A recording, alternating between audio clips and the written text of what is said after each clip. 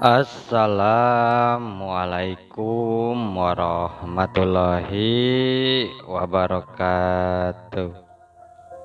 Wilujeng tepang dauni sareng mengkince alhamdulillah kanggo dinten ayeuna tiasa hadir deui mun simkuring nuhunkeun nya atau subscribe, like sareng komenannya. Mugia ieu channel aya dina kamajengan muhun.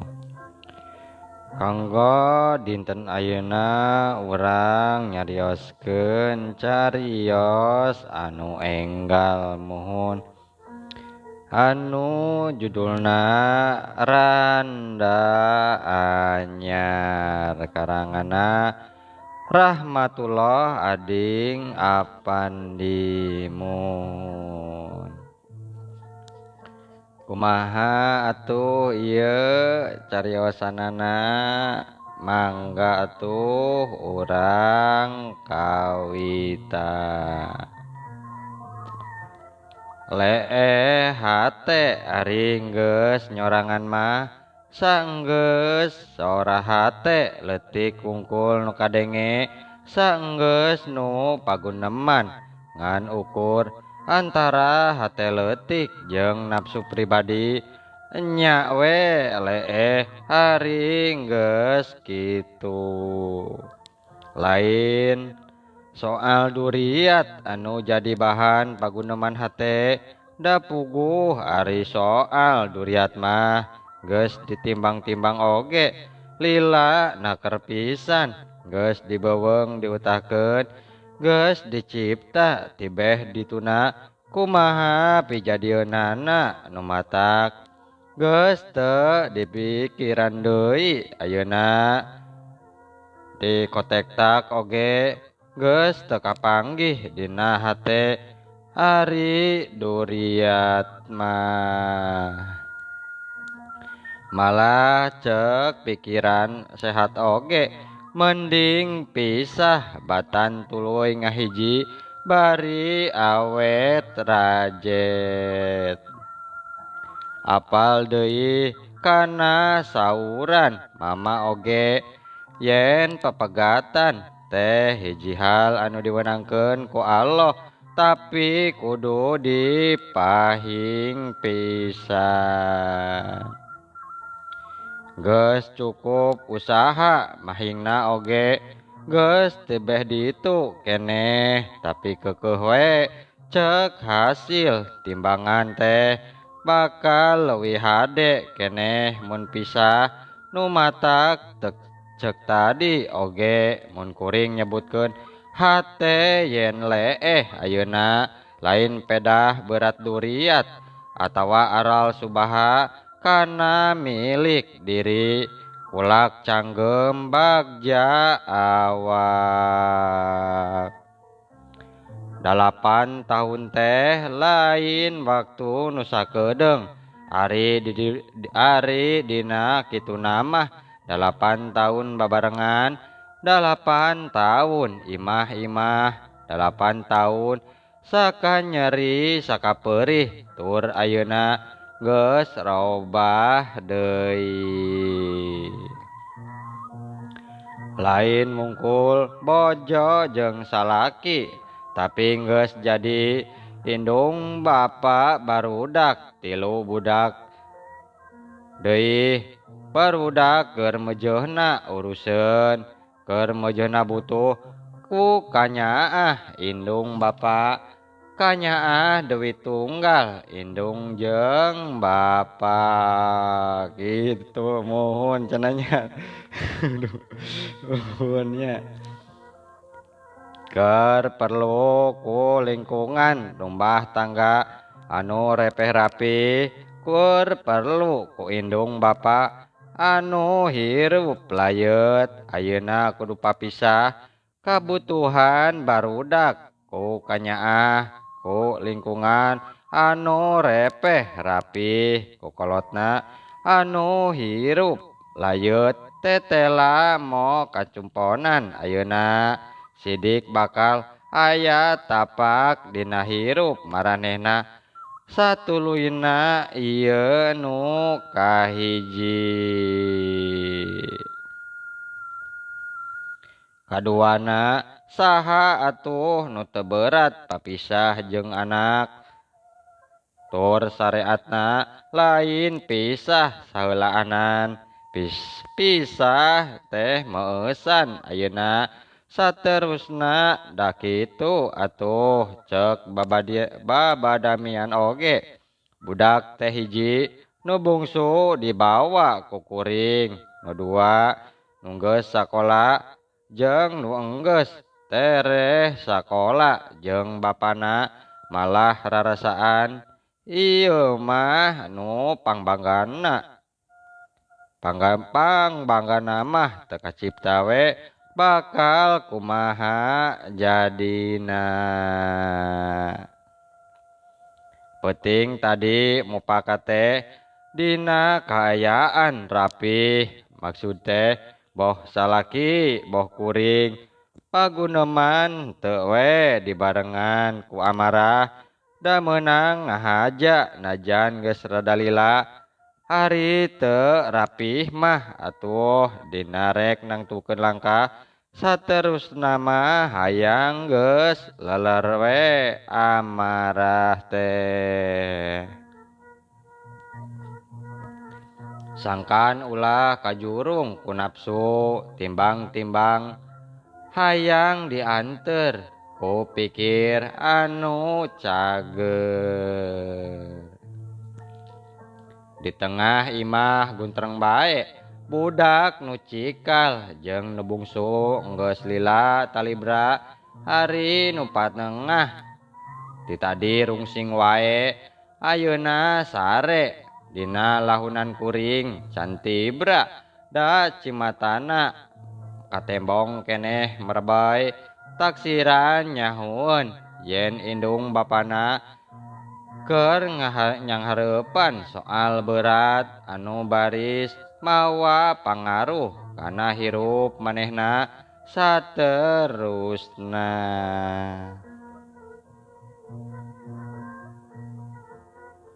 Pahaneng-heneng bae sajongjonan kuring boh manehna pada bingung neangan pikecapeun pikeun pamuka ieu sawala.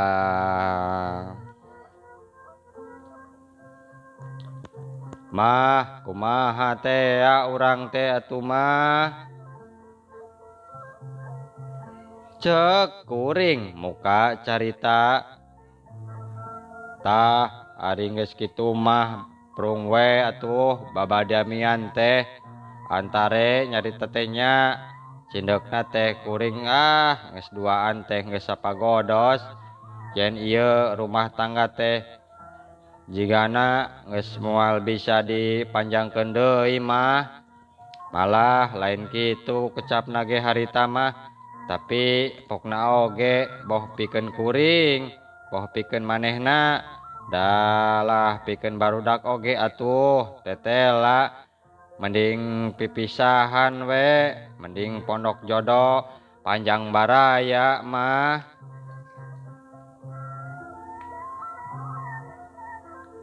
Nya sareng tetenjuan mamah teh ih tanggeus teu bangun teu beberes geuning cek kuring.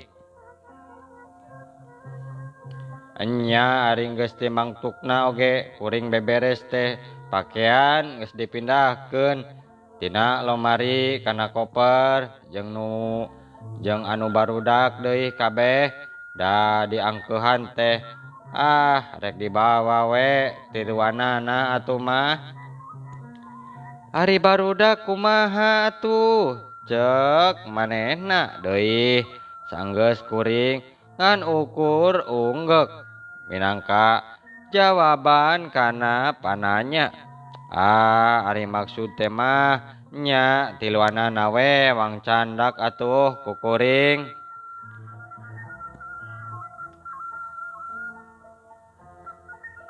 kaharti pisan kitu mah. Ari kitu nya, ari kitu nama atuh sugan we kuring teh bisa ngurus barudak mak. Cek kuring teu ih mak da kudu kitu tetenya manya mamah. Tapi kahayang bapa mah ye, mamah teh ulah ka jurung ku nafsu atuh. Bener, bapa percaya yen mun tiluanana dibawa oge nya ku mamah moal nepi ka teu kaparaban atuh, moal nepi teu kaurus budak teh, percaya pisan. Tapi kapan ieu si cikal teh geus sakola. Adina atuh apan tahun hareup kudu geus sakola deui. Mun mamah panuju mah nya saheulaanan nu dua mah atuh jeung bapa bae nya jeung bapa. Ngarandeg lebah dinya nyarita teh tuluy ngot nyetruk nyooh kana meja. Tong dicaritakeun kumaha pola kuring harita nyium budak ari pertama, tapi saenyana mah ngabahekeun cimata nepi kang ulisik taksiran karasaeun haneut kana pipina.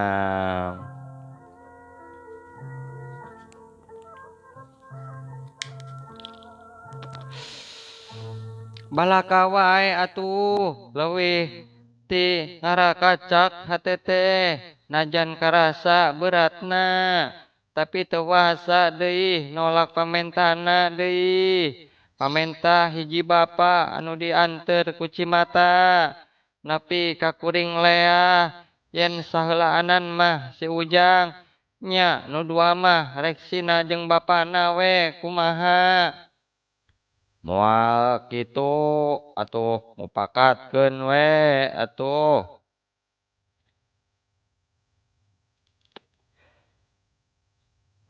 Cek kuring maksakeun nyarita basa inget karena pentingna aya nu dina hate. Nu dimaksud ku kecap itu kahartieun pisan ku manehna. Yen itu teh meureunnan gaganti kuring anu bakal ngesian ieu imah, nu bakal ngesian pangkeng nu eta, nu bakal nyayagikeun manehna dahar nu bakal sagala nyayagikeun manehna nu saperti kuring biasana ngajalankeun jeroning rumah tangga. Tangtu pisan kahartieunana yen sababna itu pisan anu marga lantaran pegat tali duria.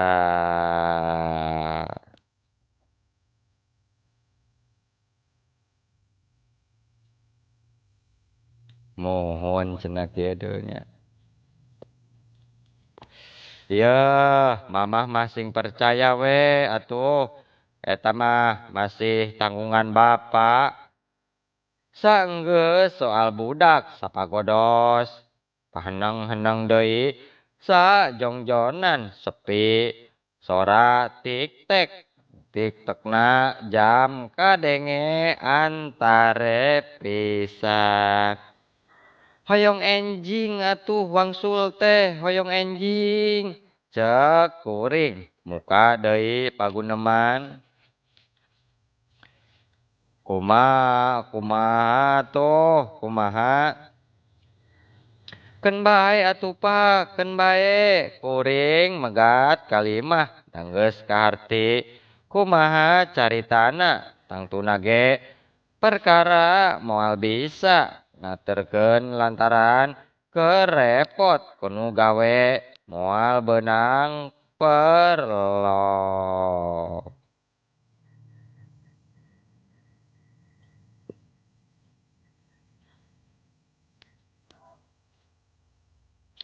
Enya atuh ari kitu mah jig bae ti heula nya engke bapa mah luka minggu hareup ieu teh luka iraha deui minggu iraha nya kumaha longsongna we ti kantor ke rek nyusul rek ngadahusan ka mama sareng emak tobat ari geus teu ikhlas mah nya nenjo mama indit ngan kadua si bungsu tapi kumaha atuh kumaha.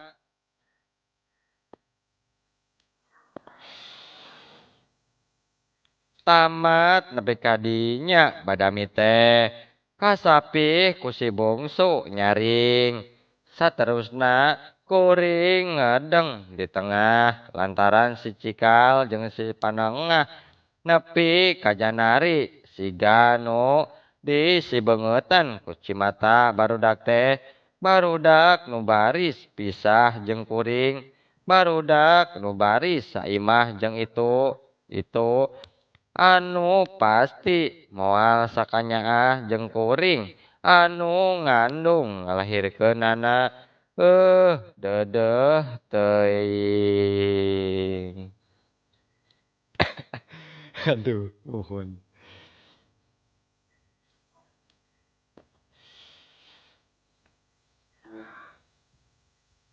Kawas sasari subuh-subuh kuring ngeprek di dapur nyayagikeun nu rek ka kantor nyayagikeun panungtungan meureun ngan bedana ayeuna mah teu ngageuingkeun sabab anu biasana ngageuingkeunana ayeuna mah sok nyaring sorangan taksiran moal beda we ti kuring teu ngalenyap-lenyap acan kabak we ku pikiran jalan pikahareupeun atawa boa beda ketang boa nu jadi pikiran manehna mah aya patali jeung nu itu anu baris dibawa lumampahna dina jalan anu dipikahareupeun.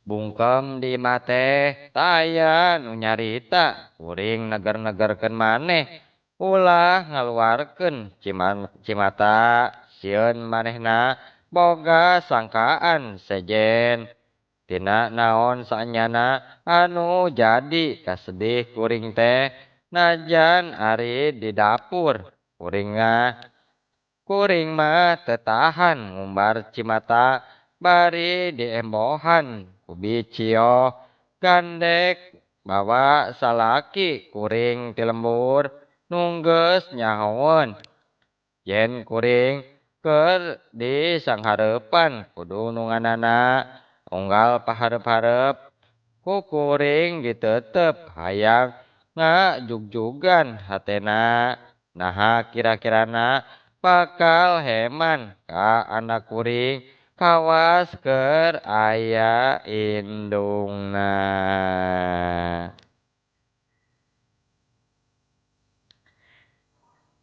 Bicio mi HP barudak nya ceuk kuring pegat-pegat manehna teu nembalan kalah nyegruk bari neueulkeun leungeun kuring kana dadana.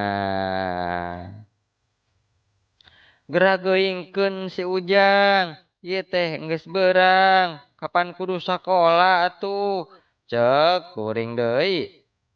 Teu dibikeun ka Bicio ayeuna mah ngamandian si Ujang teh ku kuring sorangan duka teuing kunaon anu leuwih loba maseuhan awak si Ujang teh duka teuing cai tina bak duka teuing Cimata tina panon kuring teu ngartieun budak mah da ari ngaharik biasa unggal di mandian oge isuk-isuk.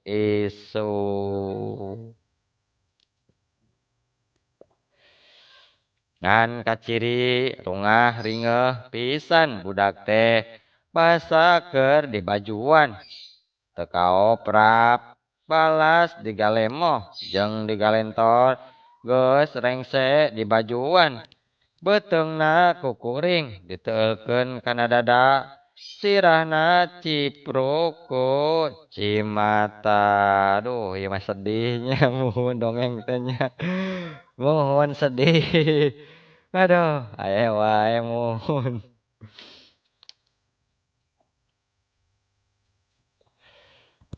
Karasa aya nu nangenan dina panto ku juru panon oge kareret manehna teu ngomong deui manehna geus sajongjongnan mah sanggeus rada lila geus siang teuing mah bisi si Ujang kabeurangan ke burukeun atuh geura sakola Ujang hayu geura indit.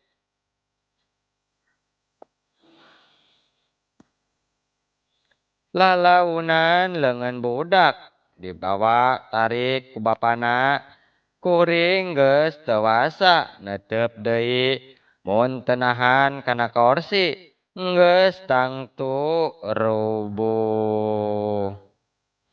Dongakeun bae atuh ku mamah si Ujang teh sing cager. Da mun aya nanaon mah tangtu we mah dibejaan kege. Kuring teu nembalan deui karasa aya nu nyium kana tarang cium panungtungan tina hiji salaki anu jero 8 taun ngawangun rumah tangga.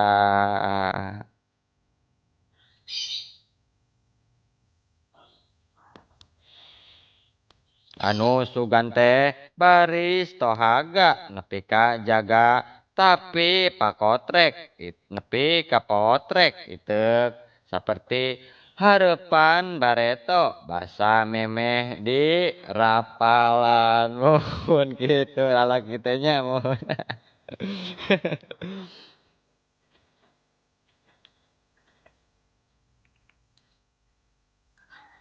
Kadenge si Ujang nanyakeun bekal sakola biasana sok ti kuring tapi banguna sok manten dibere ku bapana ayeuna memeh pok mindo nanyakeun da teu kadenge deui nanaon.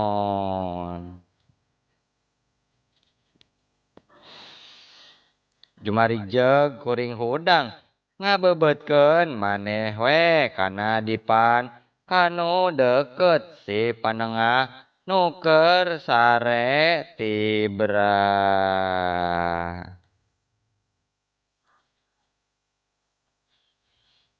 Tah harita kaluasa ngumbar Cimata teu ditahan-tahan kawas tadi.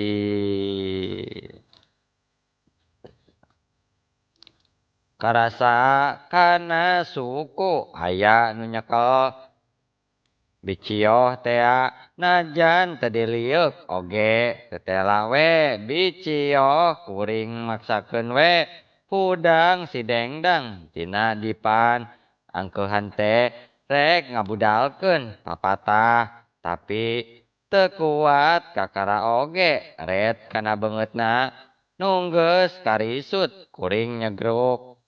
Demi manehna nyuuh kana tuur kuring.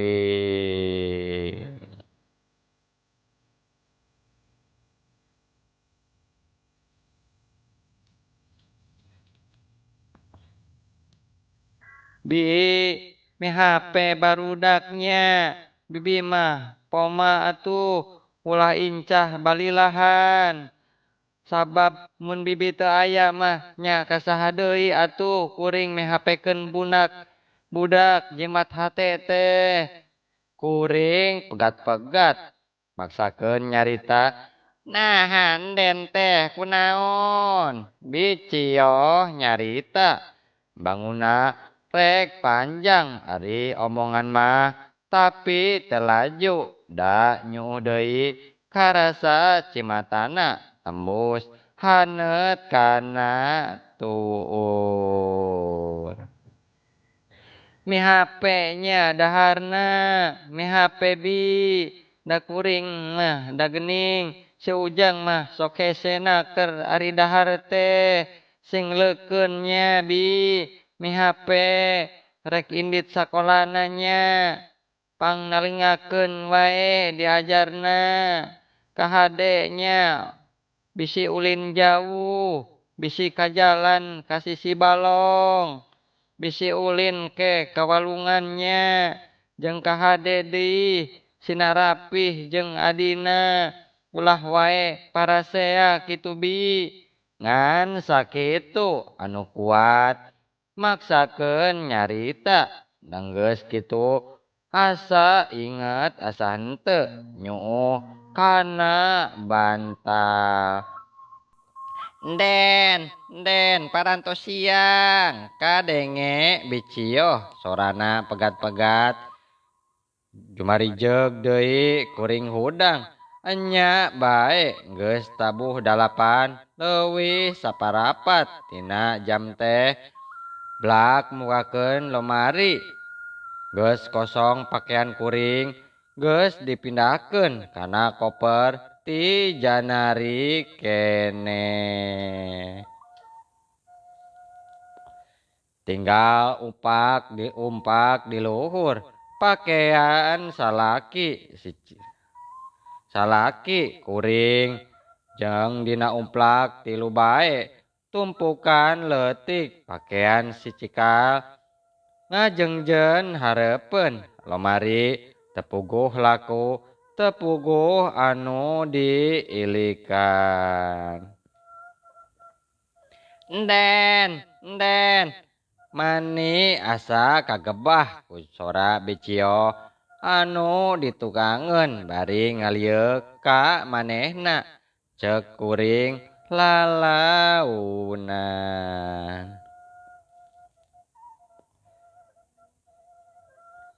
Bi buka deui atuh koper kuringnya bicio pakaian si Ujang mah kudu di kana lomarikeun deui nya pan jadina mah moal dibawa budak teh rek di dieu we nya jeung bibi moal tiasa ayeuna Den kunaon bibi waktosna seep aduh muhun kitu cenah nya aduh waktosna kabejeng seep muhun insya Allah enjing atanapi pageto tiasa dilajengkeun deui dina seri anu kadua. Mang Kinceng haturkeun wabillahi taufik wal hidayah.